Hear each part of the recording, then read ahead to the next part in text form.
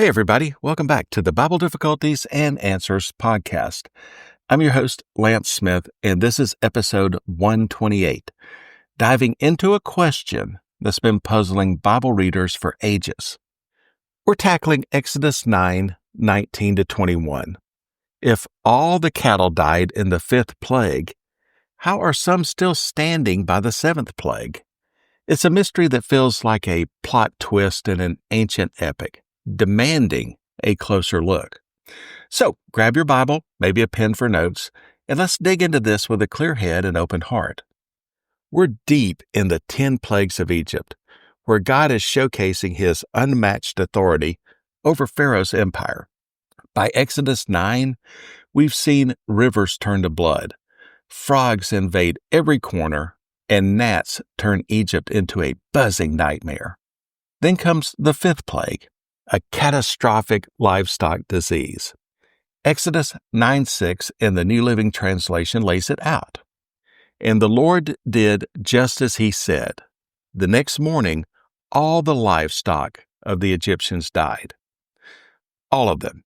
It's a devastating blow, like a wrecking ball to Egypt's agricultural backbone. But then, in the seventh plague, a hailstorm fierce enough to make a thunderstorm blush. Exodus 9:19 to 21 says this, "Quick, order your livestock and servants to come in from the fields to find shelter. Any person or animal left outside will die when the hail falls." Some of Pharaoh's officials, rattled by God's power, rushed their servants and livestock indoors. Others, unmoved, leave theirs out to face the onslaught. Here's the rub. Livestock? Didn't they all perish back in verse 6? It's as if the story's pulling a fast one, with animals reappearing like characters in a sequel nobody saw coming. This is the kind of question that invites us to slow down and examine the text carefully. Norman Geisler and Thomas Howe, in the Big Book of Bible Difficulties, frame the issue sharply. Exodus 9:6 says all the livestock of Egypt died, but verse 19 urges the Egyptians to protect their livestock from the hail. If all means every last animal, where are these creatures coming from? Is this a contradiction, or can we piece it together without bending the text out of shape? Let's explore this from multiple angles, drawing on insights from scholars and archaeologists, because the Bible's narrative often reveals its depth when we probe beneath the surface. First, let's talk about the word all. In English, all sounds absolute, like saying, "I read all the emails," meaning not one's left. But in biblical Hebrew, the word kol, translated as all, often has a more flexible meaning. It can mean the vast majority or all within a specific group, depending on context. The writers at Answers in Genesis, in their article Livestock or Deadstock, point out that ancient Near Eastern writers used hyperbole to drive home a point. In Exodus 9:6, all the livestock likely signals a massive loss, not the death of every single animal in Egypt.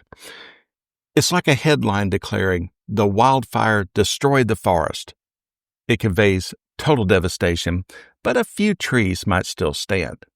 This nuance in kol suggests some livestock survived, ready to face the hail in verse 19. Next, consider the scope of the fifth plague. Exodus 9:3 states, "The hand of the Lord will strike all your livestock in the fields, horses, donkeys, camels, cattle, sheep, and goats, with a deadly plague." That phrase, "in the fields," is a critical detail. The plague targeted animals grazing in open areas, not those in barns, stables, or city enclosures. Eric Lyons, writing for Apologetics Press in his piece Cattle Contradiction, notes that this distinction means animals indoors or in sheltered locations could have been spared. Think of a flood warning about boats on the river. yet your yacht is in dry dock. The fifth plague's focus on field animals leaves room for some livestock to survive for the seventh plague. Timing is another key factor. The plagues weren't a rapid-fire sequence. They unfolded over weeks or months, like a slow-burning drama. Between the fifth plague, livestock disease, and the seventh plague, hail, the Egyptians had time to replenish their herds. They could have traded with neighboring regions, bought animals from less affected areas, or, as some suggest, seized livestock from the Israelites, whose animals were untouched, per Exodus 9:4, where it says this, "But the Lord will again make a distinction between the livestock of the Israelites and that of the Egyptians. Not a single one of Israel's animals will die." Egypt was a trade hub, as Eric Alexander notes in his Biblical Archaeology Society article, The Plagues of Egypt and Their Meaning. Livestock were Egypt's sacred stock portfolio, tied to deities like Hathor and Apis. So their loss was a theological crisis. Priests and nobles likely scrambled to restock, not just for economics, but to salvage their divine reputation. These new or spared animals are the ones God tells the Egyptians to protect in 9 verse 19. Let's zoom in on the word livestock. The Hebrew term mikna typically covers cattle, sheep, and goats, staple farm animals. In Exodus 9:3, the fifth plague lists horses, donkeys, camels, cattle, sheep, and goats. But 9 verse 6 only reports livestock dying. The scholars at Veritas Domain, in their analysis, Thoughts on the Evidence from the Fifth Plague in Exodus 9, highlight a curious detail. The text of the fifth plague conspicuously omits goats from the list of animals struck dead, suggesting they may have been spared. Could goats have escaped the plague? Or perhaps horses and camels, distinct from the mikna in Egyptian culture, were unaffected? Like Genesis 13:2, where Mikna describes Abram's wealth selectively. Hebrews' fine print matters here. It's like a contract targeting corporate assets, but sparing personal savings. This selective impact, as noted in Essential Church's article, A Simple Reordering, reconciling the fifth and seventh plagues in Exodus 9, explains why some animals are still around for the hail. A crucial moment comes in Exodus 9:19-21, the first time God offers the Egyptians a way to dodge a plague's wrath. He warns, "Get your livestock and servants indoors, or they'll perish." Some officials heed the warning and save their animals. Others ignore it and lose everything. This is a turning point. It's the first time God suggests protective measures. John W. Montgomery, in his paper for Digital Commons titled The Plagues of Egypt, Lessons from the Exodus Narrative, emphasizes that this warning reflects God's mercy, giving even Pharaoh's people a chance to act. It's like a chess master offering a draw before checkmate, revealing a God who balances justice with grace, much like his patience with Noah's generation before the flood. The fact that there were animals to save confirms the fifth plague wasn't a total wipeout. It also highlights human responsibility. Obedience meant survival. Defiance meant loss. Now, let's step back for the bigger picture.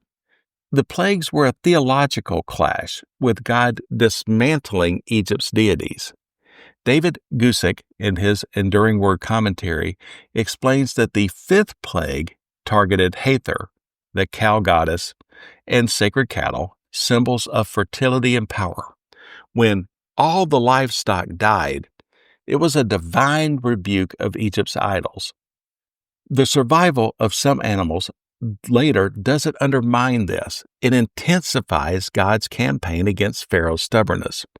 The hail plague, targeting agricultural gods like Osiris, keeps the pressure on, as Alexander's Biblical Archaeology article underscores. When some Egyptians obey God's warning in Exodus 9:20, it's a sign that Pharaoh's grip is weakening, with even his officials acknowledging the true God. So how do we tie this together? Here's the synthesis. All the livestock in 9 verse 6 is likely hyperbolic, signaling a massive but not total loss, as answers in Genesis suggest. The fifth plague hit field animals, sparing those in shelters per Apologetics Press. Egyptians had time to restock, leveraging their trade networks, as the Biblical Archaeology Society notes. Some animals, like goats, may have been unaffected, as Veritas Domains quote highlights, and the plague's scope was limited, per Essential Church.